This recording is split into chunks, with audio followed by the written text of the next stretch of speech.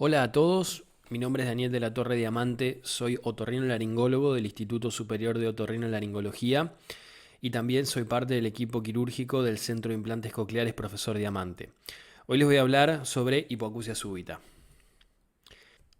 A modo de introducción podemos decir que la hipoacusia súbita tiene un tremendo impacto en la calidad de vida de las personas. Afecta entre a uno de cada 625 a uno de cada 5.000 personas por año, según la literatura.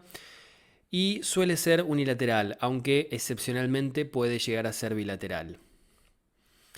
Una aclaración antes de comenzar con la clase es que existen dos grandes tipos de hipoacusia. Las hipoacusias conductivas o de transmisión, que se dan por compromiso del oído externo o del oído medio, y esto se va a ver reflejado en la audiometría como una disminución en lo que es la vía aérea.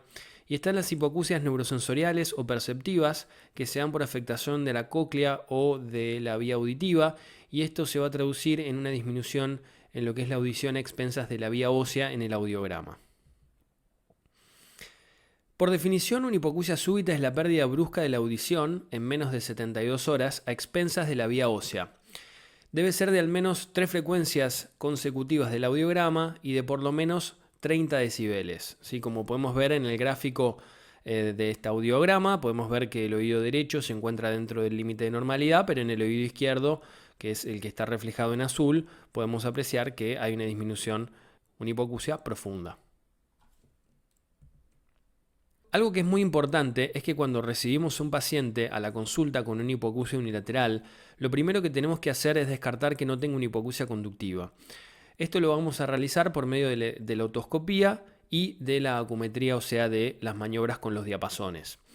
Y otro concepto muy importante que hay que tener en cuenta es que si hacemos un diagnóstico temprano de la hipoacusia súbita, vamos a poder realizar un tratamiento médico precoz, y esto le va a dar al paciente más chances de poder recuperar la audición que ha perdido. En cuanto a las etiologías o teorías más aceptadas para la hipoacusia súbita, tenemos que entender que el 90% de las hipoacusias súbitas son idiopáticas, o sea que no se conoce la causa real que produce esa hipoacusia súbita. Hay dos teorías que son las más aceptadas, que son la infecciosa y la vascular. Ahora vamos a verlas a continuación. Otro tipo de patologías que pueden producir una hipoacusia súbita son las patologías autoinmunes, patologías tumorales, los disbarismos, o sea, los cambios bruscos de presión, los traumatismos, especialmente los traumatismos cráneoencefálicos, y también se le puede atribuir al estrés. En cuanto a la etiología infecciosa, lo más frecuente son los virus herpes 1 y 2, el HIV, el citomegalovirus, el virus de la parotiditis y el virus de la rubiola. También se puede encontrar un caso de hipoacusia súbita debido a una laberintitis, o sea, una infección del oído interno, o a una meningitis. En cuanto a la teoría de los trastornos vasculares que producen una hipoacusia súbita, lo vamos a pensar en los pacientes más añosos y en especial a los que tienen patologías de base como ser hipertensión, diabetes, tabaquismo o vasculopatías o hipertrigliceridemia. La clínica del cuadro de hipoacusia súbita es una hipoacusia neurosensorial que en general es unilateral y esta puede asociarse a vértigo, o sea, la sensación ilusoria de movimiento, acúfenos, fullness, que es la sensación de apunamiento o de oído tapado, y la diploacusia, que es la percepción distinta de frecuencias en un oído que en el otro. Bueno, ¿cómo llegamos al diagnóstico de una hipoacusia súbita? Es muy importante tener presente que el cuadro de hipoacusia súbita no es tan infrecuente y se presenta con una automicroscopía que es normal, como podemos ver en la imagen, en la cual tenemos un oído totalmente ventilado. Este es un oído izquierdo, acá está el triángulo luminoso, el lumbo y el mango del martillo, y se puede ver que es un oído totalmente ventilado. Las maniobras acumétricas, o sea, los diapasones, son súper útiles en lo que es el diagnóstico de la hipoacusia súbita, y la maniobra de Weber, en la cual apoyamos el diapasón en el vértex, en la línea media, vamos a encontrarnos que el Weber lateraliza al oído sano, o sea, al oído contralateral, al oído afectado. La maniobra de Rine, en la cual apoyamos el vástago del diapasón en la mastoides y por esta vía estimulamos la vía ósea y después lo llevamos hacia la vía aérea, puede ser positivo. Y también hay que tener en cuenta que esto puede haber un falso negativo, que es cuando apoyamos el diapasón en las mastoides y el paciente nos dice que lo escucha, pero en realidad la percepción se da en el oído contralateral. Y lo que es habitual es que el RINI en general es positivo en base al grado de la pérdida. Una maniobra que es muy útil cuando no disponemos de diapasones es la hum test, en la cual lo que hacemos es pedirle al paciente que diga hum y mantenga la M en el tiempo. Eso genera una vibración en la línea media que nos puede ayudar y hacer las veces de un Weber. Entonces, si el paciente no percibe la voz de su lado afectado, es muy probable que tenga una hipoacusia neurosensorial. Un test que es fundamental para hacer el diagnóstico de hipoacusia súbita es la audiometría. Cuando tenemos un oído tapado, que está ventilado, que el Weber lateraliza al oído contralateral, o el hum test no se percibe en el oído hipoacúsico, lo que tenemos que hacer es pedir una audiometría de urgencia. Esto nos va a dar una valiosa información sobre el grado de pérdida, ya que la pérdida puede ser leve, moderada, severa o profunda. También nos va a dar información en cuanto al tipo de la curva audiométrica, y esto nos va a ayudar en cuanto al pronóstico. Y es importante también pedir una logoaudiometría en la cual vamos a ver la alteración que este paciente está teniendo en la discriminación. En cuanto a la timpanometría, suele ser tipo A, o sea, totalmente normal, debido a que es un oído que está ventilado. Bueno, ¿cuáles son los factores de mal pronóstico? La edad es uno de los factores. En los pacientes añosos tiende a tener peor pronóstico. También en los pacientes que tienen comorbilidades como ser hipertensión arterial, diabetes, etc. Las pérdidas profundas, como la que vemos en pantalla, son las que tienen peor pronóstico. En cambio, las que tienen una pérdida leve o moderada son las que tienden a revertir completamente. La presencia de vértigo nos habla de que hay un componente cócleo-vestibular. Por ende, el vértigo nos habla de que la afección es mucho mayor y el pronóstico también es peor. El tratamiento instaurado luego de la primera semana de los síntomas, el pronóstico se dice que en cuanto al inicio del tratamiento, si es dentro de la primera semana, es la semana de oro para tratar la hipoacusia súbita. También es de mal pronóstico el hecho de que no haya una respuesta dentro de esa primera semana. En cuanto a la evolución de la hipoacusia súbita, clásicamente podemos decir que hay un 33% de los pacientes, o sea, un tercio, van a tener una recuperación espontánea y total. También hay un 33% que van a tener una recuperación parcial. Si tuvieron una hipoacusia profunda, por ahí quedan con una hipoacusia leve o moderada. Y hay un 33% de los pacientes que lamentablemente no tienen recuperación, aún con tratamiento. Ahora, ¿cómo hacemos para determinar la etiología de la hipoacusia? Bueno, nos vamos a basar principalmente en lo que es la clínica, en base a la curva audiométrica, por ejemplo, como vemos en este audiograma. En el oído izquierdo tenemos una curva de tipo ascendente. Este tipo de curva es característica de los pacientes con hidrops endolinfático y enfermedad de Meniere. Estos pacientes suelen tener una hipoacusia fluctuante y eso hace que por momentos puedan tener una hipoacusia súbita que tiende a revertir. Puede quedar con secuelas y puede que no revierta completamente, pero en general los patrones ascendentes son los que tienden a recuperar. O puede ser una curva plana, como por ejemplo vemos acá, una hipoacusia leve, ¿sí? Pero con un patrón plano. Bien. Los antecedentes clínicos y otológicos, si es un paciente que tiene cirugías de oído, si es un oído que ya tenía una pérdida previa, si ha tenido antecedentes de hipoacusias súbitas con anterioridad. Lo mismo si tiene antecedentes clínicos, si tiene enfermedades de base y demás.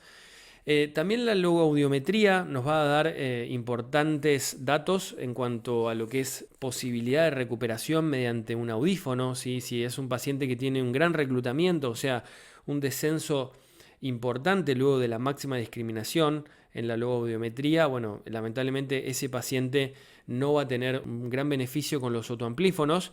Y a su vez, si tiene rollover, o sea, una disminución de la discriminación mayor al 30%, eso nos puede estar hablando de una patología retrococlear. Lo mismo si tenemos una discordancia logoaudiométrica, o sea, si lo que tenemos, el descenso que tenemos en los umbrales audiométricos no se correlacionan con la discriminación en la logoaudiometría, eso nos puede hablar de también patología retrococlear. Bueno, las imágenes nos van a orientar mucho, ¿sí? Hay que tener en cuenta que la tomografía computada no es el estudio de elección, ¿sí? Excepto que estemos ante un paciente con otitis crónica, con trauma o con sospecha de ACV, y en la guardia se puede solicitar una tomografía computada para descartar una hemorragia. Pero el estudio de elección para evaluar la hipoacusia súbita es una resonancia magnética de cerebro y ambos peñascos con y sin contraste. Lo principal que buscamos es un neurinoma del acústico, como podemos ver en este oído izquierdo, en esta resonancia magnética en T1 con contraste. Podemos observar que tenemos todo el conducto auditivo interno ocupado con esta masa tumoral, que también se asoma en el ángulo pontocerebeloso. En cuanto al laboratorio, según la guía de la Academia Americana de Otorrinolaringología sobre hipoacusia súbita, lo ideal es no solicitarlo de manera rutinaria, o sea, no pedir un gran estudio de laboratorio a menos que haya una sospecha de infección o de autoinmunidad. En caso de autoinmunidad podemos estudiarla mediante los anticuerpos anticocleares, el 68 kilodalton, que es el anticuerpo anticoclear específico, los anticuerpos anticolágeno tipo 2 y la eritrosedimentación. Bueno, en cuanto al tratamiento de la hipoacusia súbita en el agudo, es importante instaurar el tratamiento lo antes posible. Por eso hay que tener un amplio nivel de sospecha de la hipoacusia súbita. El tratamiento de elección, de primera elección, van a ser los corticoides bioral. El esquema que nosotros utilizamos es la meprednisona, 1 miligramo kilogramo día, con un máximo de 60 miligramos por día. Nosotros lo realizamos durante 10 días con esta dosis, luego hacemos 10 días con 2/3 de la dosis, o sea 40 miligramos, y luego en los últimos 10 días con 1/3 de la dosis, o sea hacemos un esquema decreciente. Obviamente que esto se puede adaptar en base a la evolución y en base a las comorbilidades del paciente. Si el paciente no resuelve favorablemente, o sea, no tiene una recuperación completa o tiene una recuperación parcial o no tiene recuperación, podemos recurrir a un tratamiento de rescate, ¿sí? Que este tratamiento de rescate va a ser con corticoides transtimpánicos. En este caso nosotros utilizamos dexametasona, y también una posibilidad es la cámara hiperbárica, que el único inconveniente que tiene es que en realidad tiene varios, pero uno es el alto costo que tiene. También hay que tener en cuenta que hay pacientes en los cuales no vamos a poder realizar el tratamiento con corticoides bioral como primera elección, como ser por ejemplo pacientes diabéticos, hipertensos, con glaucoma o por ejemplo pacientes embarazadas, en las cuales vamos a tener que comenzar con el tratamiento intratimpánico como el de primera elección. Existen otras medicaciones, pero no hay evidencia clara sobre las mismas, como ser la beta-histina, el ginkgo biloba y la pentoxifilina, los cuales son antihistamínicos, vasodilatadores y antioxidantes. En cuanto a los corticoides transtimpánicos, como les decía, nosotros utilizamos dexametasona 20 miligramos por mililitro, es la dosis más elevada que hay en el mercado. Tiene como ventaja el corticoide transtimpánico que tiene una alta biodisponibilidad en el oído interno. Nosotros utilizamos un protocolo inicial de 3 aplicaciones en una semana, con un intervalo de un día cada una. O sea, hacemos lunes, miércoles y viernes. Si el paciente tiene una recuperación parcial, se pueden hacer 2 aplicaciones más en la semana siguiente. Lo que hacemos es colocar un poquito de anestesia tópica en quirófano con fenol y le realizamos una miringotomía anterosuperior.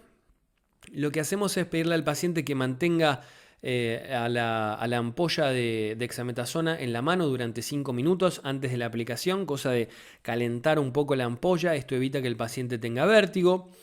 Hay algunos autores que describen la colocación de un tubo como para poder colocar la medicación directamente a través de ese tubo. La realidad es que nosotros no lo colocamos porque la miringotomía tarda aproximadamente 10 días en cerrar, entre 10 y 20 días, por lo cual no vemos necesaria la colocación de un tubo. Es importante que el paciente esté 20 minutos sin tragar con la medicación en el oído medio, y debe mencionarse la posibilidad de que esa miringotomía no cierre, ya que los corticoides tienen un efecto que inhiben la cicatrización de los tejidos. En cuanto al counseling del paciente, es importante en el paciente que tiene una hipoacusia súbita tomarse el tiempo necesario, hay que ser empático, hay que entender que ese paciente está atravesando una situación excepcional en su vida, Hay que explicarle las posibles etiologías, enfatizando en base al grupo etario, si es un paciente joven, en la etiología viral, en los pacientes más adultos, en las etiologías vasculares. Y hay que tratar de calmar la ansiedad de no saber el por qué sucedió esto. Hay que explicar bien la situación, tratando de hacer énfasis en lo positivo, que son las alternativas de tratamiento, la posibilidad de recuperación, etc. Cuando han quedado secuelas, hay que tratarlas. Vamos al tratamiento de las secuelas de la hipoacusia súbita. Bueno, las secuelas pueden ser acúfenos, vértigos o hipoacusia. Una hipoacusia residual, debido a que no tuvo una recuperación total o tuvo una recuperación, pero esta fue parcial. Bueno, los acúfenos suelen ser de tono agudo o pueden ser tipo ruido, o sea, una sumatoria de frecuencias. En general, en la fase aguda se encuentran en el 75% de las hipoacusias súbitas. A lo largo del tiempo es la mayor molestia de los pacientes, o sea, suelen referir que les molestan más los acúfenos que la propia hipoacusia. Y en general, los acúfenos suelen mejorar con la amplificación, y si no mejoran con la amplificación, puede realizarse una terapia de reentrenamiento en acúfenos. En cuanto al vértigo, en el agudo, bueno, puede tratarse con sedantes vestibulares, como por ejemplo el dimenhidrinato. Se compensa en general en un plazo que puede llegar a ser de 3 meses. Recordemos que el sistema vestibular se comporta como una balanza. Cuando hay una hipofunción en uno de los lados, se produce un desequilibrio que genera vértigo.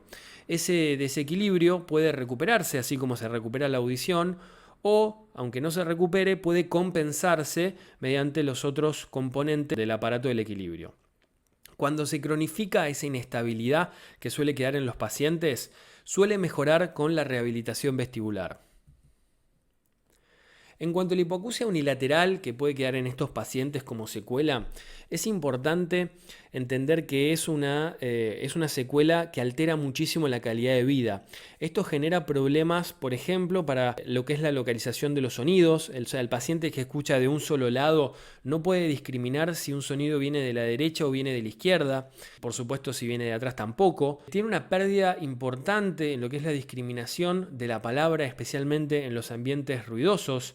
Esto genera una saturación del oído sano, o sea, estos pacientes suelen tener muchas dificultades, especialmente en restaurantes o en situaciones en las cuales hay ruido de fondo, debido a que el oído sano está como sobreexigido y eso hace que sientan mucha frustración y tiendan a tener un aislamiento social hasta que por lo menos todo esto se va adaptando.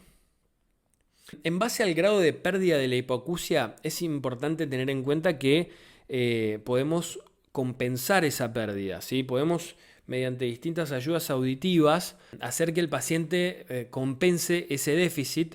Y si la pérdida va a ser o es leve a moderada, lo que podemos recomendar es hacer una prueba de audífono. El audífono, la realidad es que puede ayudar muchísimo si la pérdida no es muy notoria. Ahora, si la pérdida es severa o profunda, tendremos que buscar una alternativa que puede ser un audífono Cross, un dispositivo de transmisión ósea o, por descarte, un implante coclear. En cuanto a los audífonos, lo que hacen es amplificar la señal, especialmente enfatizan la palabra, que eso hace que la discriminación mejore mucho.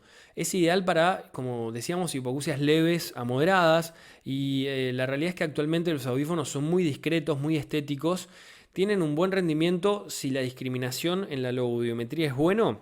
El pronóstico con un audífono también es bueno. Y lo que tienen de ventajoso los audífonos es que pueden probarse y esto permite predecir de alguna manera el rendimiento del audífono. Otra alternativa, especialmente para los casos de hipoacusias más profundas o severas a profundas, son los audífonos tipo Cross. Este tipo de audífonos, son dos audífonos que se conectan por frecuencia modulada. En el oído con hipoacusia se coloca un audífono que es receptor. Este receptor capta el sonido de ese campo auditivo y lo envía a un audífono en el oído contralateral, que es el oído que está sano. Esto ayuda a percibir sonidos del campo auditivo que se perdió y mejora también la percepción de la palabra, especialmente en ambientes ruidosos y cuando le hablan del lado hipoacúsico. Tiene como desventaja que el audífono Cross al estar estimulando un oído que es sano, genera como una especie de saturación si se lo utiliza durante mucho tiempo. En cuanto a los dispositivos de transmisión ósea, la base por la cual funcionan es muy similar al audífono Cross, pero en vez de transmitir la señal por frecuencia modulada, lo que hacen es generar una captación del sonido que se transduce mediante vibración craneal al oído contralateral. Estos dispositivos tienen dos componentes, uno que es la parte interna, que es lo que mediante una cirugía es la parte implantable, y el otro que es el procesador, que es la parte externa. Tienen como ventajoso que pueden probarse antes de la cirugía y tener un estimativo de cómo van a funcionar una vez que se realice la cirugía. La última posibilidad que le podemos dar a estos pacientes es un implante coclear. En general, el implante coclear se elige como una alternativa de descarte porque no puede probarse antes de la cirugía, o sea que no se puede prever cómo va a ser el resultado de ese paciente. En general, los implantes cocleares permiten recuperar la audición de ese oído que está totalmente perdido. Es la única alternativa que permite la recuperación auditiva de ese oído.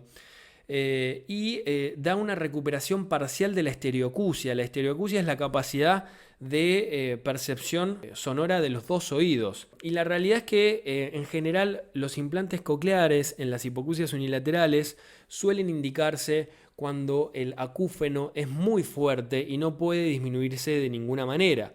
Entonces, estimulando eléctricamente a ese oído, lo que podemos hacer es disminuir el acúfeno en más de un 75% de los pacientes según nuestra estadística. Como conclusiones podemos decir que es importante tener en mente a la hipoacusia súbita porque no es una patología tan infrecuente.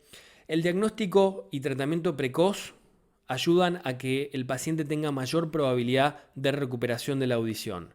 En caso de comenzar tardíamente o de una mala respuesta en la primera semana de tratamiento, hay que utilizar los tratamientos de rescate, que pueden ser corticoides transtimpánicos o la cámara hiperbárica. Siempre es importante solicitar en estos pacientes una resonancia magnética con contraste de ambos peñascos para descartar un neurinoma del acústico.